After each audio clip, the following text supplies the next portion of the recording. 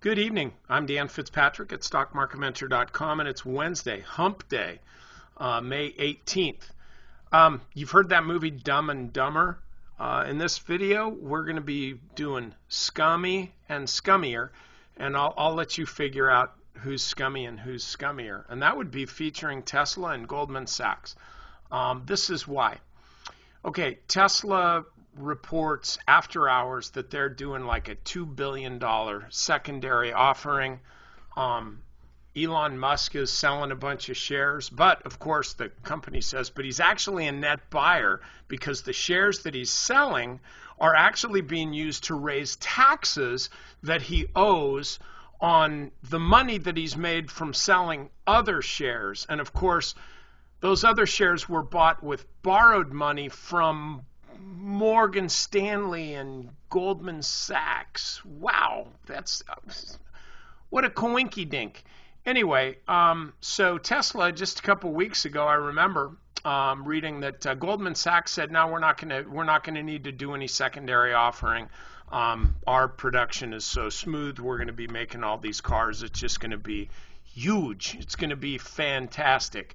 Well, that didn't work out too well, and frankly, a lot of people on CNBC, some of the commentators there were kind of scratching their heads saying, I don't know how they can avoid making a secondary offering or selling some bonds or something because they need cash and they've got a lot of debt already. So the reason I don't even know why I'm going into that. To be honest with you, I'm just kind of pissed off because I think it's criminal. So after hours, they announced this. Initially, the stock went down quite a bit. We're looking at this after hours. Then it's back. And who the heck knows where it's going to go tomorrow? When you think about it, forget about what Musk says because now he's qualified himself as somebody that you really can't believe what he's going to say.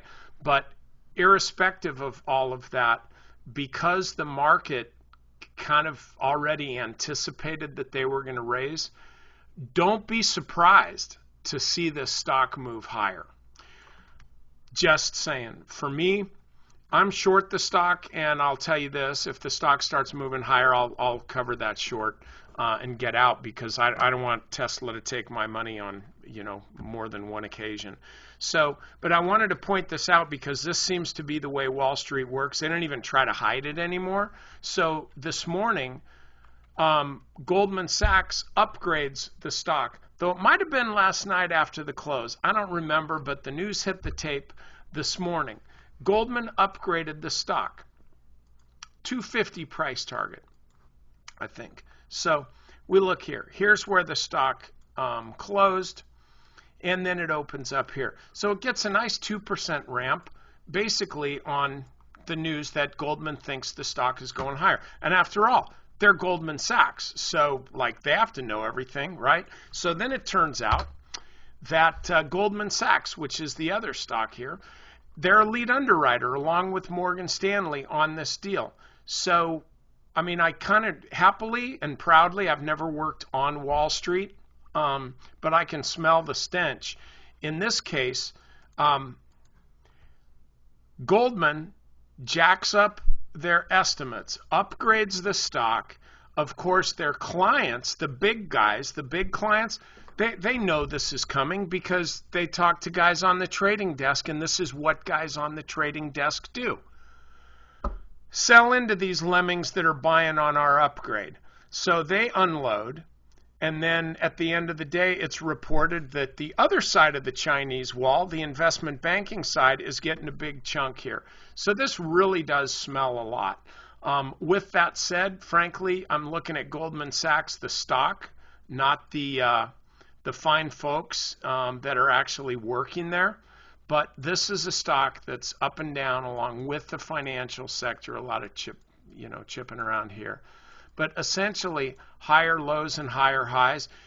If you want to get in on that secondary offering with Goldman Sachs and make some money, you can buy the stock here and just keep a stop right underneath 155 bucks, and that'll work for you.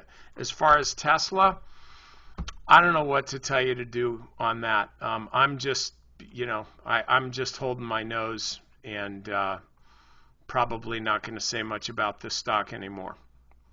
Okay, with that, bright and shiny bit of news, members, over to the strategy session. We got biotech and financials and semiconductors to talk about.